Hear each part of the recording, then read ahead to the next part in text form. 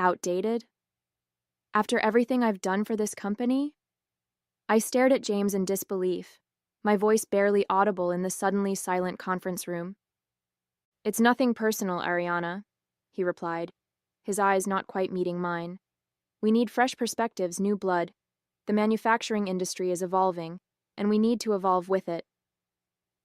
20 pairs of eyes watched the exchange.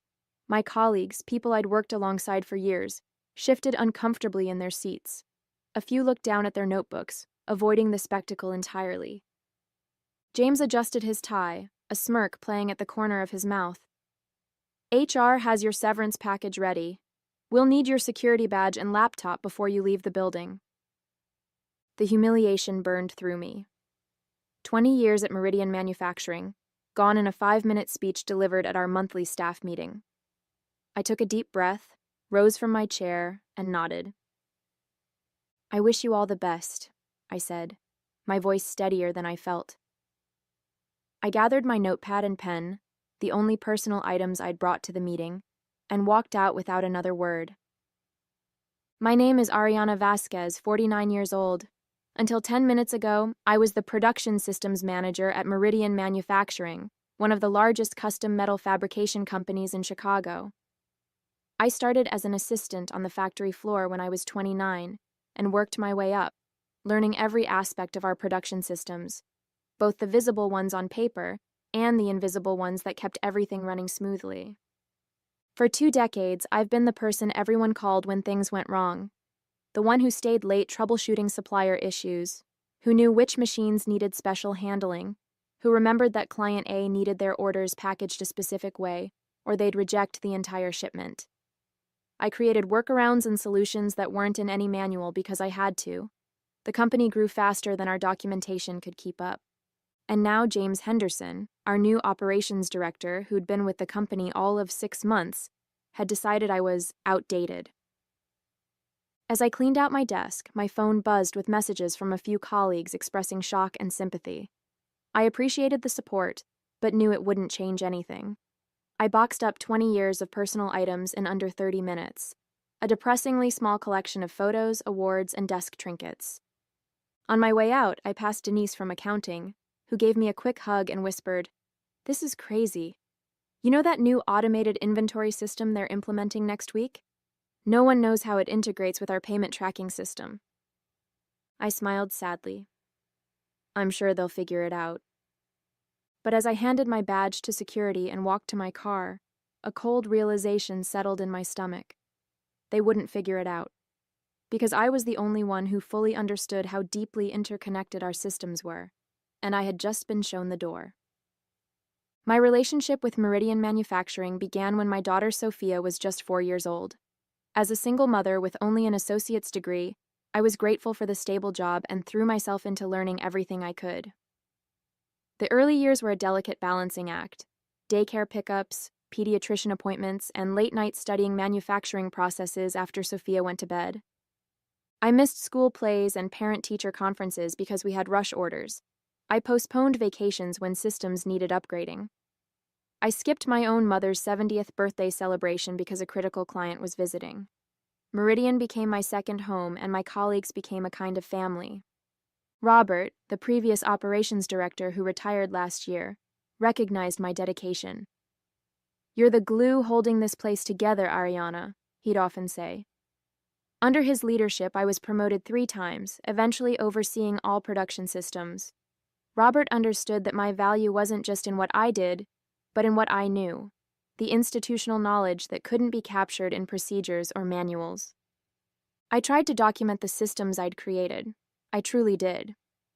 Every January, I'd start the year with the resolution to get everything on paper. But emergencies always took precedence.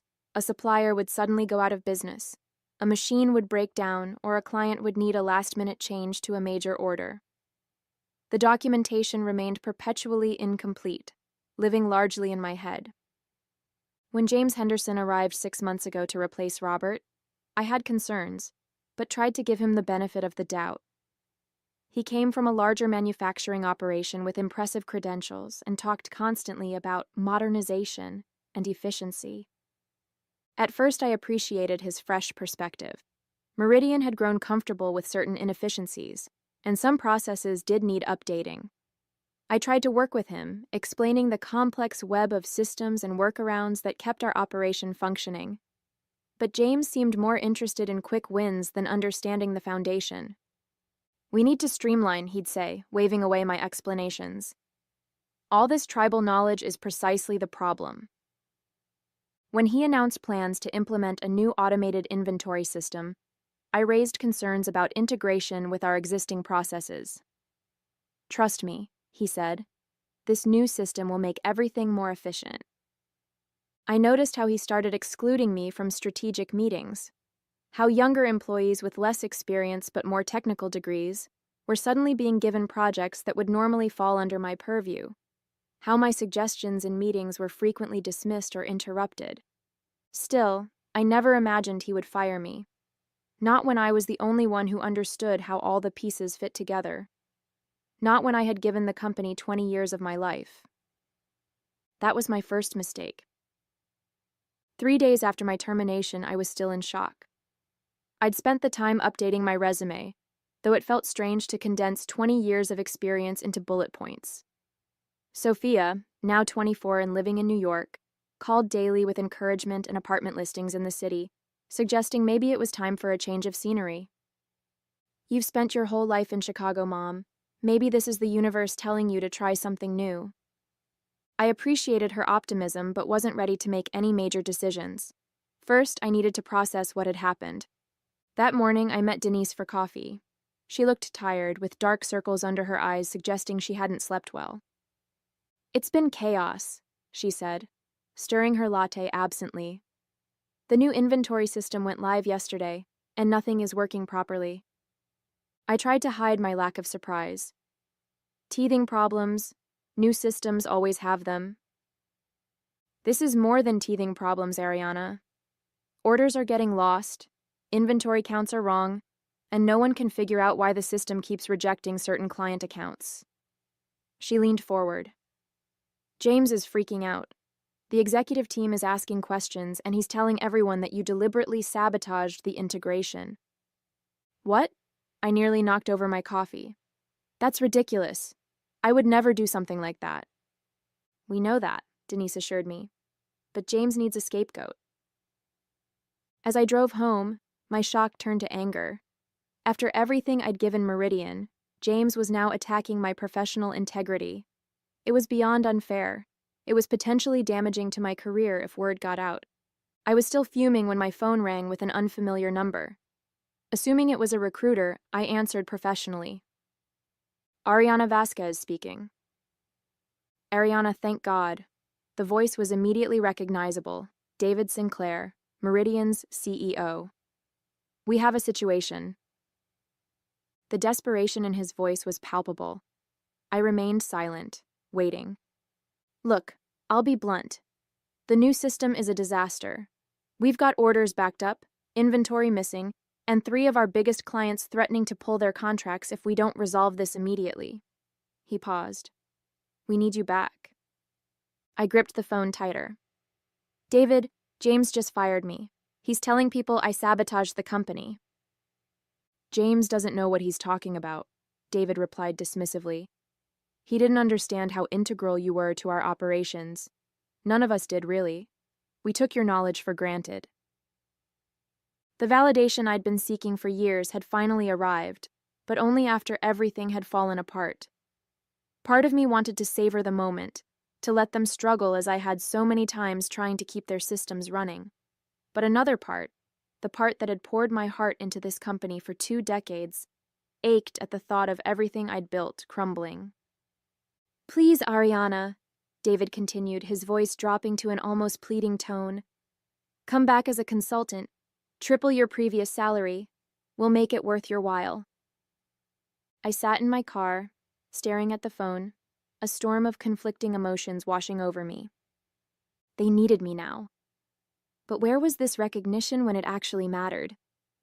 After a sleepless night weighing my options, I agreed to return to Meridian as a consultant, but on my terms. I would work remotely, set my own hours, and my contract would include a non-disparagement clause addressing James's false accusations. David agreed immediately, desperation evident in his voice. My first day back was strange. I connected to Meridian's systems from my home office, the familiar interfaces now viewed through a different lens. I wasn't an employee anymore. I was a hired gun brought in to save them from their own mistakes.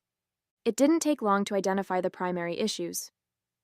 The new inventory system hadn't been properly integrated with the payment tracking system, exactly as I had warned. Moreover, several client-specific workarounds I'd implemented over the years had been overlooked during the transition. The system was trying to force standardization on processes that required customization.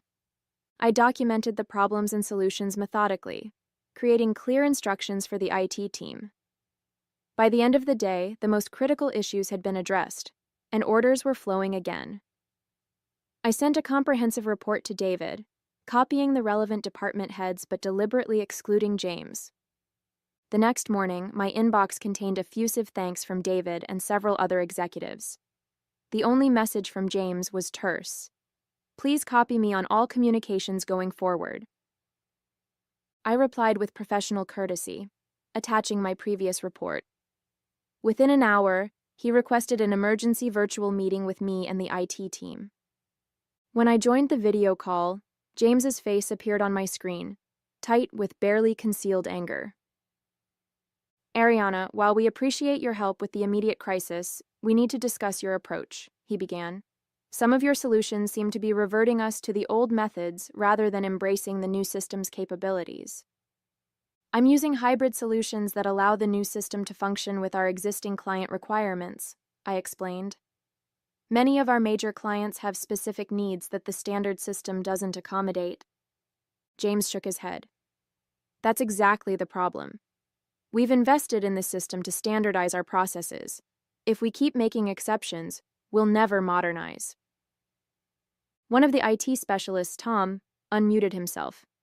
James, Ariana's approach is working. The critical errors have stopped, and we're processing orders again. Temporarily, James insisted, but it's not sustainable. We need to retrain our clients to work with our new standardized system. I muted myself to prevent an incredulous laugh from escaping. Retrain our clients? Some of these companies had been with Meridian for decades and represented millions in annual revenue. They wouldn't change their entire operation to accommodate our new software. The meeting continued with increasing tension. James kept pushing for his vision of complete standardization, while the IT team grew visibly uncomfortable with his dismissal of practical solutions. Later that afternoon, I received an email from James outlining a new direction for my consulting work, essentially asking me to create documentation for his standardization plan rather than fixing the immediate problems. It was a thinly veiled attempt to sideline me while still having access to my knowledge. I wrote a carefully worded response, copying David and the department heads, explaining why this approach would likely result in losing several major clients. I included revenue figures and contract terms to support my position. Within minutes, David called me directly. Ariana, ignore James's email. Continue with your current approach. You have my full authority. It was a small victory, but I knew it was temporary. James wouldn't simply accept being overruled. He would find another way to assert control and push me out again. That evening, as I reviewed system logs to track down a persistent error, I discovered something unusual. Someone had attempted to modify several key configuration files the night before I was fired. The timestamps matched a time when most employees would have been gone, but the building access logs would show who was present. I needed those logs, but requesting them would alert James that I was investigating. I needed to be clever about this. The next day, I called Denise under the pretext of needing clarification on some accounting workflows. Our conversation meandered naturally to the topic of the building's new security system installed last year. It's been a nightmare, Denise sighed. We have to badge in and out of every section, and it logs everything. HR uses it for time tracking now. That sounds tedious, I sympathized. Who manages those logs? Is it still building services? Or did they move that to IT? Neither. Everything's cloud-based now. Department heads can access their team's logs through the admin portal. This was exactly what I needed. Access to those logs would show who was in the building the night before my termination. Interesting, I said casually. Hey, since I'm working remotely, could you send me a link to that admin portal? I might need to check when certain team members were working on specific projects. Once Denise sent the link, I realized I needed login credentials. As a consultant, I no longer had admin access. I considered asking David directly, but worried it might raise questions about my intentions. Instead, I tried my old credentials on a hunch, and they worked. In their haste to bring me back as a consultant, IT had reactivated my previous access levels without adjusting the permissions. What I discovered in the logs sent a chill down my spine. The night before my termination, James had been in the building until nearly midnight, highly unusual for an operations director who typically left by 6 p.m. More importantly, he had accessed the server room using his badge. This coincided exactly with the system logs showing configuration changes. But why would James modify system configurations? He wasn't technical, and such changes would normally be handled by IT. I dug deeper into the system logs and found that the modifications were subtle but significant. Changes that would cause the new inventory system to fail in specific ways when integrated, but only under certain load conditions. The kind of failure that wouldn't appear in testing but would emerge catastrophically in production. The realization hit me like a physical blow. James had deliberately sabotaged the system, knowing it would fail after my departure. But why? What could he possibly gain from creating chaos? I spent the next 2 days discreetly investigating, careful to maintain my consultant duties while pulling on this thread. The picture that emerged was disturbing. Before joining Meridian, James had worked for Vertex Manufacturing, our largest competitor. His LinkedIn profile mentioned it briefly, but downplayed the connection. Further research revealed he had maintained stock options in Vertex even after leaving. Emails I accessed through my reinstated credentials showed James had been quietly advising several of our biggest clients to consider alternatives in the wake of our system problems. In one particularly damning message, he suggested Vertex specifically, noting their superior reliability. The truth was breathtaking in its audacity. James hadn't fired me because he thought I was outdated. He fired me because I was the only person who could prevent his sabotage plan from succeeding. He was deliberately tanking Meridian's operations to drive clients to Vertex, clients he had insider relationships with, clients whose business would significantly increase the value of his Vertex stock options. I sat back in my chair, heart pounding. I had evidence of corporate espionage and sabotage, but bringing it forward would be risky. James was still an executive with significant influence. If I mishandled this, he could twist it to make me look vengeful or desperate. I needed to be strategic about how I exposed him, and I needed to be absolutely certain of my evidence before making such serious accusations. The question was, how far was I willing to go to protect a company that had discarded me after 20 years of loyalty? The answer came to me that night as I stared at my ceiling, unable to sleep. This wasn't just about Meridian or my wounded pride. It was about the hundreds of employees whose livelihoods depended on the company's survival. People like Denise, who had worked alongside me for years, or Tom from IT, who was putting his kids through college with his Meridian salary. I needed irrefutable evidence and a plan to present it that couldn't be dismissed or buried. James had allies on the executive team, people he'd charmed during his short tenure. Going directly to David might not be enough if James could convince others I was fabricating claims out of resentment. The next morning, I created a secure folder containing all the evidence I'd gathered, the system logs showing the sabotage, the building access records showing James in the server room, and the emails to clients recommending Vertex. I encrypted it and stored it in multiple locations, including sending a copy to my personal lawyer with instructions to open it only under specific circumstances. Then I set a trap. I identified the next likely target in James's sabotage plan, the production scheduling system, which was due for integration with the new inventory system the following week. If he followed his pattern, he would need to make modifications soon. I quietly implemented a monitoring protocol that would alert me to any unauthorized changes, capturing detailed logs of the activity. For 3 days, I continued my consulting work while waiting for the alert. On the fourth night, at 11:23 p.m., my phone buzzed with the notification I'd been expecting.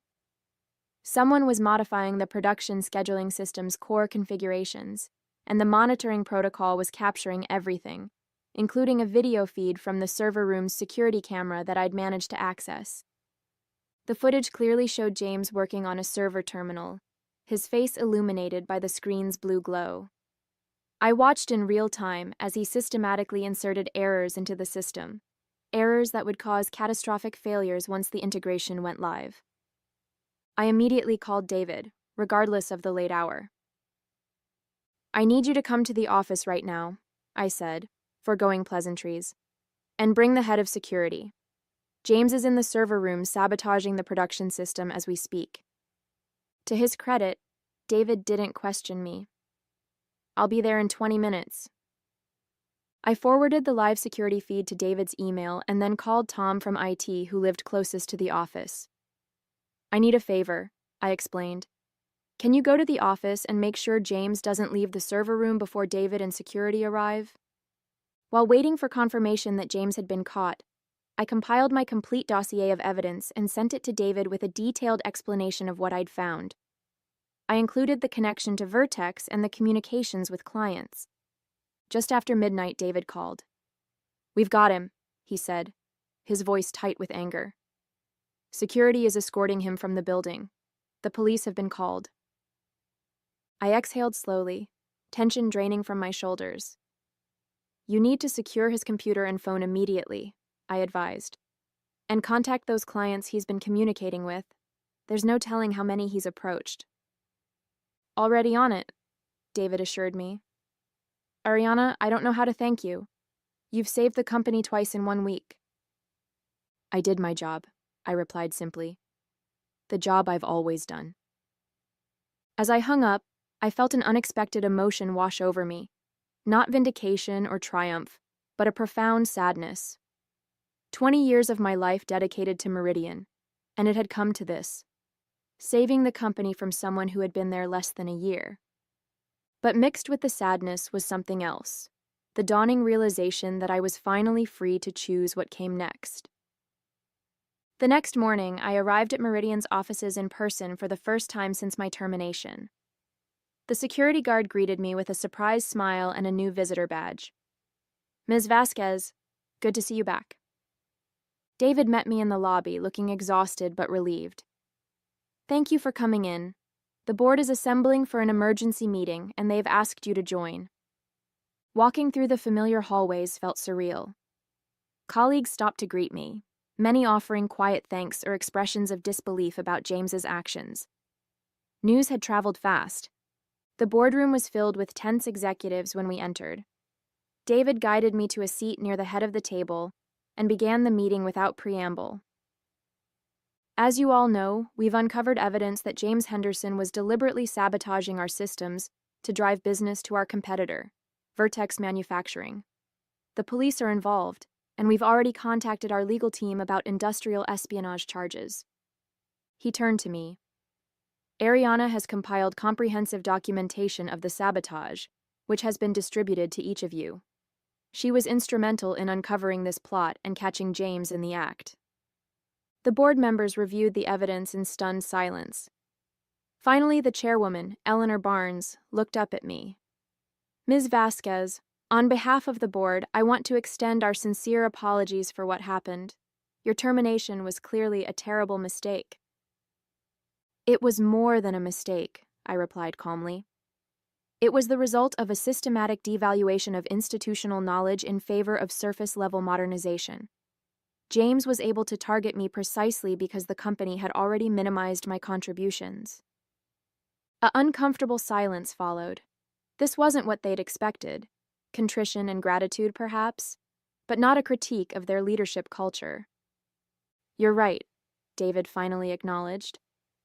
"And that's why we'd like to offer you a new position, Vice President of Systems Integration, reporting directly to me." We need someone who understands both our legacy systems and how to modernize without destroying what works. I smiled. I appreciate the offer, David, but I have a different proposal in mind. 3 months later, I stood in the lobby of Meridian Manufacturing, preparing to leave after my final day as a consultant. The systems were stable, thoroughly documented, and managed by a team I had personally trained. The production floor was operating at peak efficiency, and client relationships had been largely restored.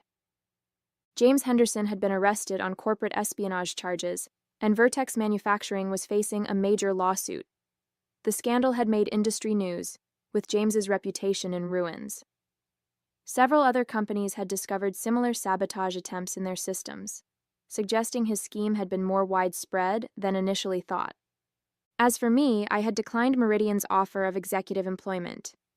Instead, I'd negotiated a 6-month consulting contract at an exceptional rate to rebuild their systems and train their staff properly. The experience had been cathartic, finally having the time and authority to document everything I'd created over 2 decades, to be recognized for my expertise, and to leave the company stronger than I found it. David approached as I prepared to leave. "Are you sure I can't convince you to stay?"